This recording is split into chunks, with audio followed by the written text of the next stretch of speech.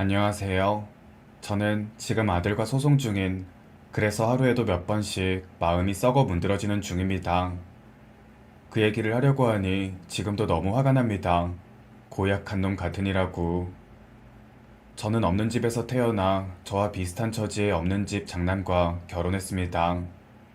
부부 금술이 좋아서 주변에서 사람들이 부러워했고, 그래서 가난한 살림이었던 것도 버틸 수 있었죠. 지금 생각해보면 살면서 그때가 제일 행복했었던 것 같아요. 충분히 사랑을 받는다는 느낌이 들었기 때문이죠. 그래서 둘만 있으면 그 어떤 역경도 다 이겨낼 수 있다고 생각했습니다. 하지만 인생은 그렇게 만만하지 않더군요.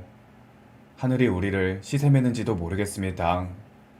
결혼한 지 1년 만에 남편은 객사했기 때문입니다. 사실은 저는 지금도 남편이 어딘가에 살아있을 수도 있다고 생각합니다. 네, 아주 어리석은 생각이죠. 하지만 사람 마음이 쉽게 포기가 안 되는 걸 어떡합니까? 남편은 막노동을 하면서 살았습니다. 그러다 제가 임신하자 남편은 이대로 아이를 키우면서 살 수는 없다는 생각이 들었던 것이죠. 그래서 몇 년만 바짝 고생해서 돈을 벌면 그 다음엔 조금 편하게 아이를 키울 수 있을 거라고 저를 설득하더군요. 그래서 뭘 하려고 그러나 물었더니 1년 동안 외국에 나갔다 오겠다고 하더군요. 그 당시에야 외국인 노동자들이 많았죠. 우리나라가 지금은 이렇게 잘 살고 있지만 예전에는 그렇지 않았으니까요. 돈 벌려고 외국에 나갔던 사람들이 그때에는 비일비재했습니다. 그런데 남편은 일반인들보다 더 많은 돈을 벌기 위해 원양어선을 탄다고 했습니다. 하지만 저는 남편을 보내고 싶지 않았습니다. 사랑하는 남편과 떨어져서 지내는 것도 싫고 아이를 혼자 키워야 하는 것도 무섭고 두려웠죠. 하지만 아이를 임신하고 나서 저는 식당 일도 나갈 수 없는 처지가 됐고 당장 돈이 필요해진 상황이 되자 생각이 달라지더군요. 막다른 골목에 서게 되니 저절로 남편의 결정을 따르게 됐던 겁니다. 원양어선을 타겠다고 하면 선 지급금이 많이 나왔습니다. 그 당시 월급의 5배는 주었죠. 저는 그걸로 남편이 오기 전까지 생활을 하려고 했습니다. 헤어질 때 남편은 뒤도 안 보고 버스를 타러 갔습니다. 전화도 제대로 안 되던 때였는데 하물며 원양어선에 타고 있는 남편과 중간중간 연락을 할 수 있는 방법은 하나도 없었습니다. 그러니 혼자 있는 날마다 울었죠. 어떻게 된 건 아닌지 걱정돼서 밤잠을 이룰 수가 없었습니다. 그렇게 원양어선을 탄 지 한 3개월쯤 지났을까요? 집으로 사망 통지서 같은 게 날라왔더군요.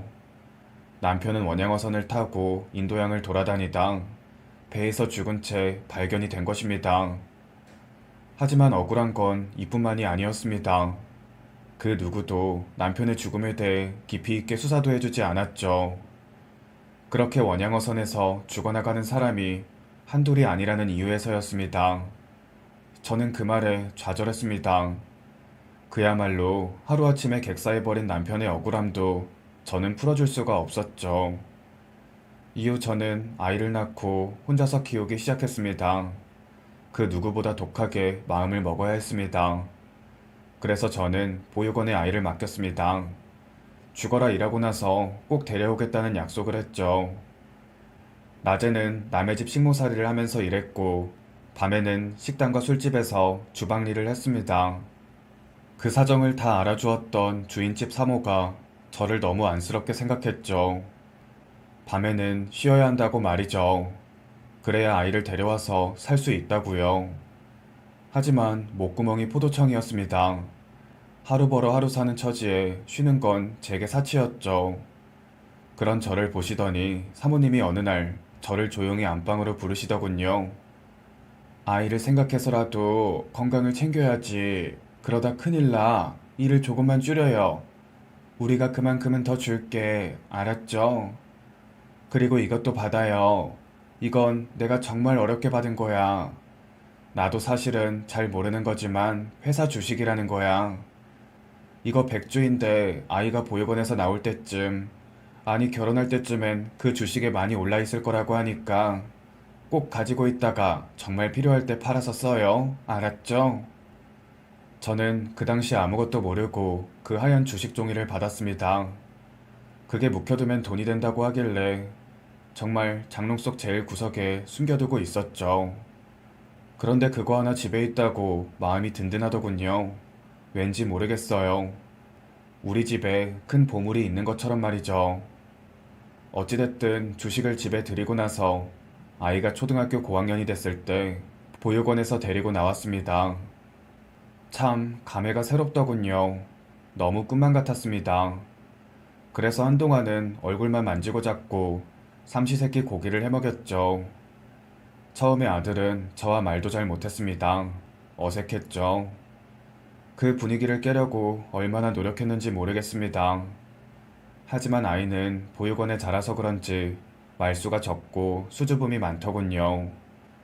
내성적이어서 학교에서 말도 잘 못하고 친구도 사귀는 게 어려울 것 같았습니다.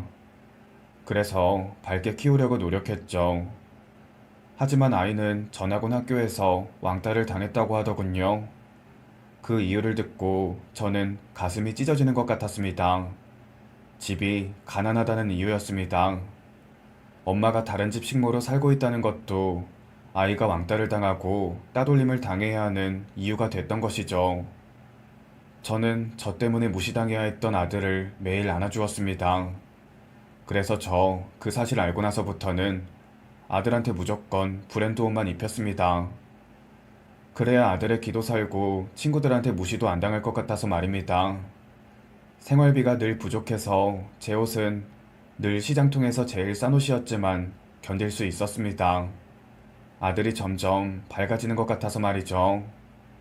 다행히 중학교 이후부터는 친구들 사이에서 왕따를 당하거나 하는 일은 없었습니다. 이후 평범한 대학을 나와서 평범한 직장에 취업까지 할 수 있었죠. 그래서 정말 한시름 놓고 있었습니다. 아들 실력이라면 먹고 사는 데에는 문제가 없을 거라고 생각했죠. 그런데 아들은 취직을 했다가 그만두길 두세 번 반복하더군요. 그래서 처음에는 그런가 보다 했습니다. 하지만 점점 그런 일들이 반복되더군요. 그래도 저는 참고 기다리려고 애썼습니다. 잔소리 안 했습니다. 곧 좋은데 취직할 거라고 믿었으니까요. 저는 알고 있었습니다. 아들의 눈이 너무 높다는 것을요. 그러니 매번 떨어졌다는 것을요. 눈을 낮춰서 취업을 한다 한들 거기에서 만족하지 못하고 금방 그만둔다는 것도 잘 알고 있었습니다. 저요, 그렇게 다 큰 아들을 그때까지도 뒷바라지하고 있었습니다. 취업 준비를 더 하고 싶다길래 학원도 원하는 건 다 끊어졌죠. 아들 나이가 거의 30 중반이었죠. 그런데도 취직을 했다가도 다시 그만두길 반복하는 걸 보니 가슴이 찢어지더군요. 저는 이미 60을 넘겼는데 그때까지도 남의 집 식모살이를 하고 있었으니까요. 누굴 원망하겠습니까? 죽은 남편을 원망해도 달라지는 것도 없었죠. 그렇다고 죄 없는 아들을 탓하겠습니까? 그저 묵묵히 일해서 돈을 조금씩이라도 모아놓는 것밖에는 제가 할 수 있는 게 없었죠. 그러다 아들과 제게 큰 변화가 생기는 일이 생겼습니다. 마냥 의기소침해 있는 줄만 알았는데 아들이 친구의 소개로 어떤 여자와 만나게 됐는데 그 애와 결혼을 하겠다고 집에 데려온 것이죠. 저는 며느리가 될 여자애를 보고 심장이 쿵 내려앉았습니다. 딱 봐도 부잣집 딸내미였기 때문입니다. 공주처럼 자란 그 여자애가 뭐가 좋다고 가난한 우리 아들과 결혼을 하려는 걸까 의심이 들더군요. 심지어 부모님은 금은방을 한다는군요. 저와 만나는 자리에서도 곱게 큰 티가 나서 제가 오히려 그 여자애 앞에 수저와 젓가락을 놔주었을 정도였습니다. 역시나 여자의 말을 들어보니 우리 아들이 뭐든 다 해주는 것 같더군요. 공주 대접을 해주는 우리 아들과 결혼하면 행복할 거라고 생각하는 것 같았습니다. 저는 그 와중에도 우리 아들만 걱정했습니다. 평생 저 여자의 수족 노릇을 하면서 살아야 하는데 괜찮을까 하고 말이죠. 제가 평생 남의 집 식모로 살았는데 우리 아들도 그렇게 저 여자의 집에서 하찮은 취급을 받으면서 살 것 같아서 가슴이 아팠습니다. 그건 정말 안 봐도 뻔했죠. 그런데도 그 결혼은 말릴 수가 없었습니다. 아들의 얼굴은 전에 없이 생기가 돌았고 이 여자애와의 결혼에 목숨이라도 건 것처럼 정말 최선을 다했기 때문입니다. 엄마는 네가 우리하고 비슷한 사람이랑 결혼했으면 좋겠어. 그래야 행복하지. 이렇게 집안 차이가 심하면 무시당하면서 살아야 되는데 엄마는 그런 꼴 못 봐. 어떻게 키운 자식인데, 어? 이 결혼 다시 생각하면 안 되겠니? 엄마, 나 얘랑 꼭 결혼해야 돼. 나의 유일한 동아줄이니까. 내가 이제 신분 상승할 기회는 단 하나뿐이라고. 생각해봐. 우리같이 가난한 사람이 어떻게 그런 집하고 결혼한다면 내 삶이 여기서 나아질 수 있겠냐고. 그래서 내가 지금 그 애의 머리끝부터 발끝까지 매일 안마해주고 뭐든 해달라는 거 다 해주고 있다고. 그러니까 엄마, 이 결혼 반대할 생각하지 마. 나 이 결혼에 목숨 걸었어. 알았지? 그래서 그 집에서는 결혼 허락한대? 우리 집하고 결혼시킨대? 너 혹시 우리 집 잘 사는 집이라고 거짓말하거나 그런 건 아니지? 난 절대 그런 거짓말 하면서까지 결혼 안 시킬 거야. 알았지? 엄마, 그게 거짓말은 안 했는데 그 집에서 반대하셔. 그건 당연한 거잖아. 딸이 고생할까봐 그러시는 거지. 그래서 내가 대릴 사이로 간다고 그랬지. 그러니 시집살이도 안 시킬 거고 오히려 내가 그 집 아들이 될 거라고 설득할 생각이야. 뭐? 대릴 사위? 그 집 아들이 된다고? 내가 지난 30년 동안 널 어떻게 키웠는데 이제 와서 그 여자 집에 들어가서 그 집 아들 노릇을 하고 살겠다고. 엄마, 너무 슬퍼할 거 없어. 솔직히 그렇잖아. 결혼까지 가난한 집애랑 하면 내 삶도 여기서 더 이상 달라지는 게 없잖아. 그럼 또 가난한 집에서 가난한 아이가 태어날 거고 그 애는 또 힘든 생활을 할 거잖아. 그러니까 이런 가난의 대물림은 여기서 끝내야지. 그리고 걱정하지 마. 결혼하는 게 중요하지. 그 이후에 내가 엄마 모른 척하고 살겠어? 그러니까 엄마는 그런가 보다 하기만 하면 돼. 나머지는 내가 다 알아서 할게. 저는 이 결혼에 목숨을 걸었다는 아들의 말을 거역할 수가 없었습니다. 대릴 사이가 되겠다고 하는 말도, 가난의 대물림은 여기서 끊어야 한다는 말도 사실은 틀린 게 하나도 없었죠. 그러니 저는 아들 결혼해서 아들이 시키는 대로만 하면 되는 사람이 되어 있었습니다. 그러나 곧 좌절하고 말았죠. 상견례장에서 저는 세상에서 제일 치욕적인 일을 경험하게 됐기 때문입니다. 약속 시간은 낮 12시였습니다. 원래는 저녁 6시였는데 전날에 갑자기 일이 생겼다면서 약속 시간을 변경하셨죠. 그래도 알겠습니다 하고 원래 12시에 있던 일을 취소하고 저는 그 식당으로 나갔습니다. 아들이 미리 준비해준 고급스러운 정장을 입고 말이죠. 그런데 그 식당에서 저와 아들은 무려 2시간이나 가만히 기다리기만 했습니다. 처음에는 갑자기 일이 생겼다고 하길래 30분 늦는다고 해서 기다렸습니다.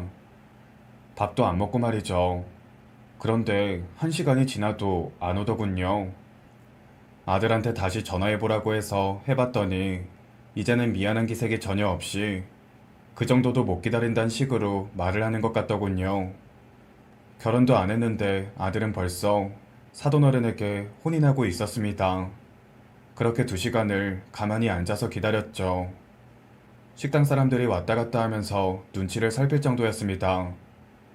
그래도 아들 얼굴 생각해서 저는 실은 내색하지 않았습니다. 지금 이 순간 제일 치욕적이고 화가 나는 건 제가 아니라 아들일 테니까요. 그렇게 2시간 기다리니 바깥사돈이 모습을 드러내더군요. 미안하단 얘기도 안 하셨고 제 얼굴은 한번 쳐다보지도 않으신 채 삐딱하게 앉아서 한 5분 앉았다 나가시더군요. 마치 우리랑 겸상을 할 수 없다는 듯 말입니다. 저는 바깥사돈에게서 느껴지는 거만함에 소름이 돋았습니다. 그런데 그 5분 동안 저는 피를 말리는 일을 경험하게 됐습니다. 아들을 부잣집에 결혼시키려고 내가 이렇게까지 해야 하는지 자괴감이 들 정도였죠. 지금도 그때 생각하면 온몸에 벌레가 기어다니는 것 같습니다. 간단히 사돈어른과 며느리들 아이와 인사를 나누고 가만히 앉아서 한 5분 앉았다 나가시더군요. 마치 우리랑 겸상을 할 수 없다는 듯 말입니다. 저는 바깥사돈에게서 느껴지는 거만함에 소름이 돋았습니다. 그런데 그 5분 동안 저는 피를 말리는 일을 경험하게 됐습니다. 아들을 부잣집에 결혼시키려고 내가 이렇게까지 해야 하는지 자괴감이 들 정도였죠. 지금도 그때 생각하면 온몸에 벌레가 기어다니는 것 같습니다. 간단히 사돈어른과 며느리들 아이와 인사를 나누고 가만히 앉아 있었습니다. 안사돈은 나오지 않았더군요. 이 결혼을 극구 반대하고 있는 모양이었습니다. 분위기로는 제가 죄인이 된 것 같았습니다. 그렇게 얼마나 있었을까요? 바깥사돈이 우리 아들과 며느리 될 아이한테 잠깐 나가 있으라고 했습니다. 둘이서 기니 할 얘기가 있다고 말이죠. 아마도 이 결혼은 시킬 수 없다고 제게 말하려고 하는 것 같았습니다. 아니면 어떤 거액을 요구할지도 모르겠다는 생각이 들었죠. 저희 애가 철딱서니가 없습니다. 사람 보는 눈이 없죠. 그래서 이렇게 결혼하겠다고 하는 건데 잘 아시잖아요. 젊은 애들 사귀다가도 돈 없어지면 금방 헤어지고 하는 거. 저희 애는 어릴 때부터 곱게 자라서 아마도 돈 없는 상황 되면 사랑이고 뭐고 필요 없다고 울면서 도망칠 아이입니다. 그래서 저희는 이 결혼을 반대할 수밖에 없죠. 남들 보는 눈도 있는데 식모살이 중인 사돈이라니. 네, 그러시겠죠. 그래도 애들이 좋아서 결혼한다고 하는데 조금 믿어보시죠. 저는 애들을 한 번만 믿어보자고 바깥사돈에게 말했습니다. 그런데 그때 테이블 밑으로 바깥사돈의 손이 쓱 들어오는 게 느껴졌습니다. 제 허벅지 쪽까지 손이 와닿는 게 느껴졌죠. 아니, 지금 무슨 짓이세요? 사람을 뭘로 보고? 저는 순간 너무 놀라서 사돈의 손을 탁 하고 쳤습니다. 사돈이 저를 만지려고 든다고 생각했습니다. 네? 지금 무슨 오해를 하고 그러세요? 나 참, 그거나 한번 확인하시죠. 고급 식당이라 그런지 여기저기 CCTV가 있어서 밑으로 드리는 거예요. 이렇게 저는 저의 의견은 전달한 것으로 알고 가겠습니다. 여기 식사비는 저희가 낼 테니 드시고 가시죠. 그럼. 사돈이 저를 아주 경멸하는 듯한 눈빛으로 쳐다보며 말하더군요. 네, 아주 민망한 상황이었습니다. 하지만 그 순간에 그렇게 오해할 수 있는 상황이었잖아요. 하지만 지금 그게 중요한 게 아니었습니다. 제 손에 쥐어진 그 봉투가 중요했죠. 저는 조심스럽게 그 봉투 안을 살폈습니다.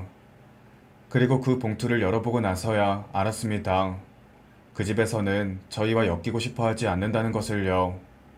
그 종이에는 결혼자금 명세서가 적혀 있었습니다. 집은 딸 명의로 된 게 있다고 했고, 그 외에 드는 혼수 비용만 1억 원, 결혼식장이나 신혼여행 같은 비용으로는 1억이 예상되니 적어도 2억은 있어야 결혼시킬 수 있다고 적혀 있었습니다. 그리고 마지막 한 줄에는 제 가슴에 쇠못을 박는 말이 적혀 있었는데, 이게 최소 비용인데 가능하시겠습니까? 참고하시어 준비해 주시기 바랍니다. 라고 말이죠.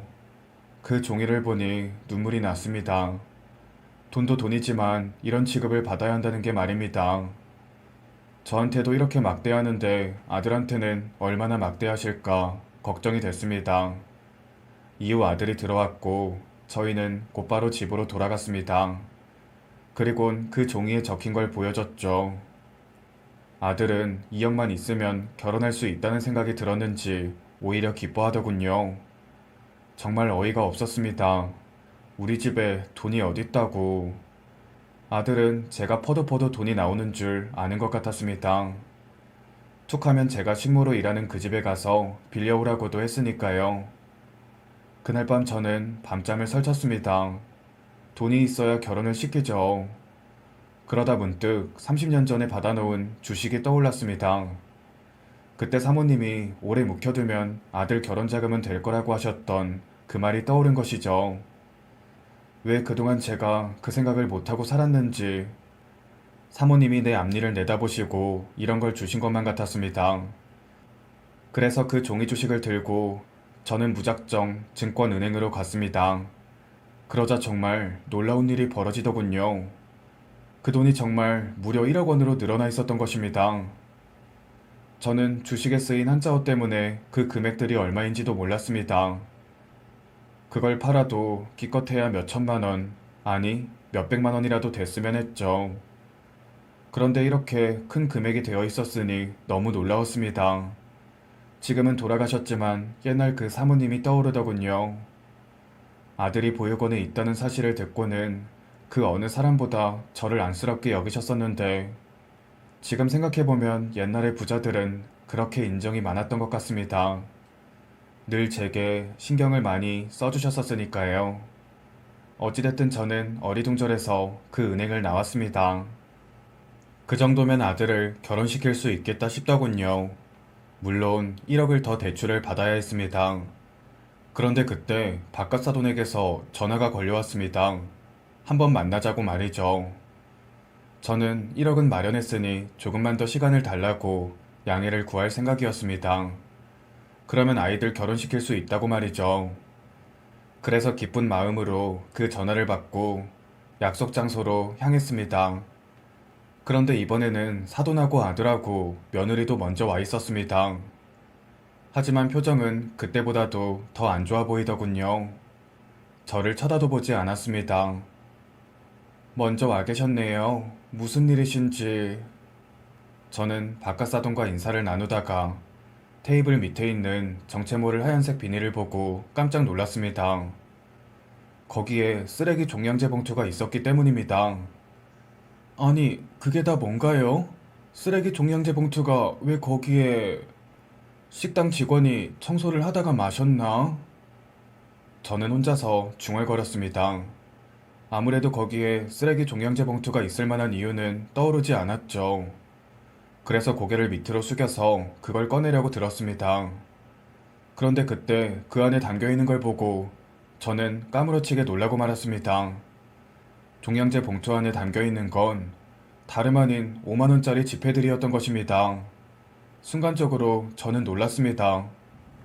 혹시나 그 돈을 주시면서 결혼자금으로 쓰라고 하시는 걸까 하는 생각이 들더군요. 저도 사람인지라 그 돈에 훅했던 것입니다. 그런데 하필 쓰레기 종량제 봉투에 넣으시는 건 좀 기분이 나빴지만 말입니다. 사돈, 그게 다 뭔가요? 저희한테 이러실 필요 없어요. 제가 1억 정도는 가지고 있고 나머지도 어떻게든 마련을 해볼 테니까 걱정 마세요. 아니, 사돈이라뇨. 저희 애들이 지금 결혼을 한 것도 아니고 할지 안 할지도 모르는데 사돈이라고 하지 마세요. 그리고 이건 결혼자금으로 쓰라고 드리려는 게 아니라 아무리 생각해도 사돈이 될 수 없을 것 같아서 드리는 돈입니다.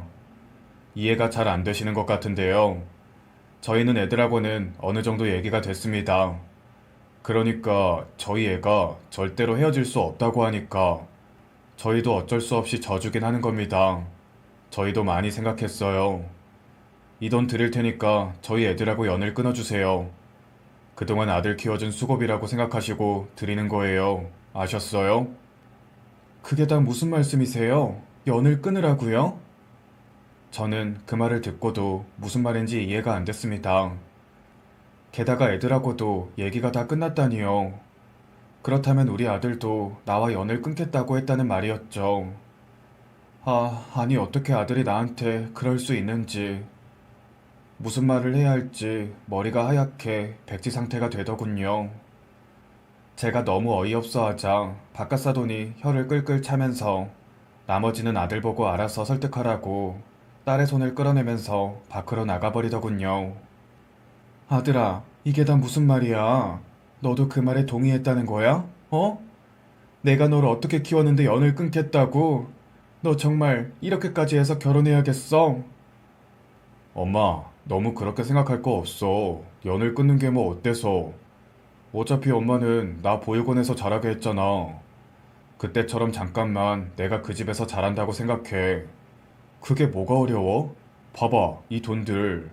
내가 엄마랑 연 끊어준다고 하니까 이렇게 큰 돈을 주시잖아. 이거 5억이래. 우리가 평생 모아도 못 모으는 돈이라고. 그래서 이걸 받고 엄마는 꺼지라고? 네가 그러고도 내 아들이니? 어? 너 어쩌다 이렇게 쓰레기가 됐어? 엄마는 참 이런 거 가지고 울고 그래. 그리고 엄마 정말 미안한데 그 돈 우리 결혼 자금으로 써야 돼. 그래도 되지? 옛날 아파트라서 다이가 리모델링하고 싶대서. 저는 아들의 말에 말문이 턱 막혔습니다.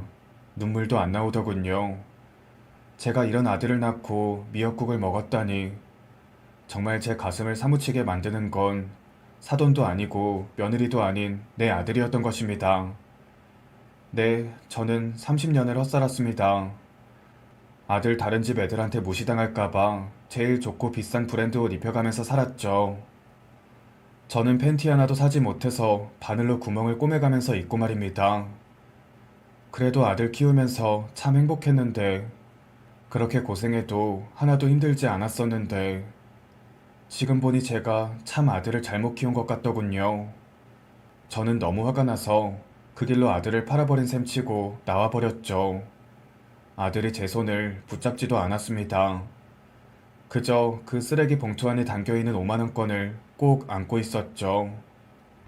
그 꼴이 너무 역겨워서 저는 다시 들어가서 종량제 봉투 안에 담긴 돈을 바닥으로 다 부어버렸습니다. 아들이 엄마 돈 가지고 이러면 안 된다고 난리를 치더군요. 그 모습이 정말 쓰레기보다 못한 녀석이라는 생각이 들었습니다. 그래서 저는 그 쓰레기 봉투를 아들 머리에 씌워버리고 나왔습니다. 넌 오늘부로 내 아들도 아니다. 넌 그냥 쓰레기야. 알았어? 그러니 그 집에서 노예처럼 쓰레기처럼 살아라. 저는 이후 아들과 연을 끊고 살고 있습니다.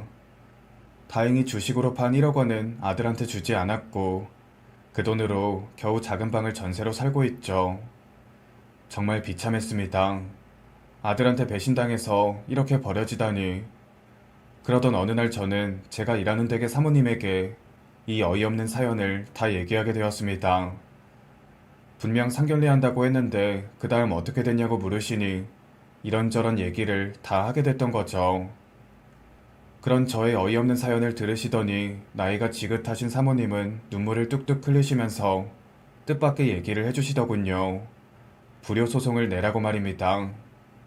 저는 그런 개념을 전혀 모르고 있었는데 부잣집 사람들한테는 그런 일이 많이 생긴다면서 좋은 변호사도 소개시켜 준다고 하셨습니다. 소송비도 기꺼이 대주신다고 했습니다. 그래서 저는 지금 저를 30년 넘게 키워준 돈과 사돈이 내게 건네주었던 그 5억 원도 다시 뺏어올 생각입니다. 물론 제가 기쁜 마음으로 하는 건 아닙니다. 그 돈 때문도 아니고요. 이 모든 게 아들 정신 차리게 하려는 제 마음에서 시작된 것이죠. 아들은 제가 이렇게 소송을 준비하는 것도 모르는 것 같더군요. 솔직히 지금 저는 많이 흔들리고 있습니다. 이렇게까지 해서 아들 마음에 대못을 박아야 하는지. 여러분들은 어떻게 생각하십니까? 제가 지금 잘하고 있는 걸까요? 그렇다고 그냥 아들하고 모른 척 평생 살 생각도 아닌데 이렇게 하는 게 맞는 건지 정말 고민이 많답니다. 그러니 지나치지 마시고 제 사연에 의견을 달아주세요. 그럼 앞으로 큰 힘이 될 것 같습니다. 감사합니다.